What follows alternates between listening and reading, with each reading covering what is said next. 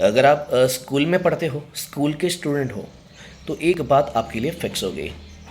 मासवार अभ्यासक्रम, monthly syllabus, वो आपको मिल जाएगा, आपके टीचर्स को मिल जाएगा। और आपके टीचर्स जो हैं वो उस हिसाब से पढ़ाएंगे, तो इस हिसाब से ही आपको पढ़ना है।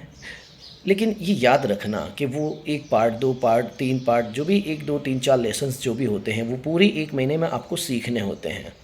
आप क्या करते हो, टीचर्स आपको पढ़ाते हैं, आप पढ़ लेते हो, जो भी समझाते हैं आप समझ लेते हो, जो भी वो कहते हैं बोलते हैं वो आप सारी बातें सुन लेते हो, और उसके बाद किताब बंद। ये नहीं होना चाहिए। फिर आप किताब खोलते भी हो तो सिर्फ अभ्यास के लिए, स्वाध्याय के लिए, ये नहीं होना चाहिए।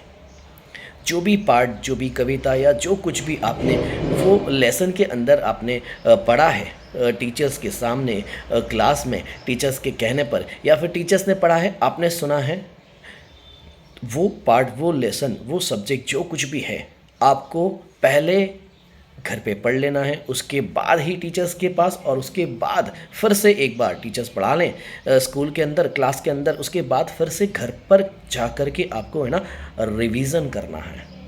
तो जो भी पार्ट, जो भी कविता, जो भी सब्जेक्ट आप पढ़ोगे, 3 बार हो जाएगा आपको, है ना, सारी बातें, सारी चीज़ें, सारा जो पार्ट, सवाल जवाब जो कुछ भी है ना, वो इजीली आपको समझ आ जाएगा, याद भी हो जाएगा। फिर आपको है ना जवाब देने, जवाब लिखने में कोई दिक्कत, किसी तरह की कोई परेशानी नहीं आएगी। बस आपको ये चीज़ करनी है, बस यही एक जादू मंत्र है, बस यही एक आसान तरीका है कि किसी भी पाठ को, कविता को, सब्जेक्ट को आप सीखते हो, 3 बार करो। एग्ज़ाम के टाइम पे आपको रट्टा मारने की है ना ज़रूरत नहीं पड़ेगी।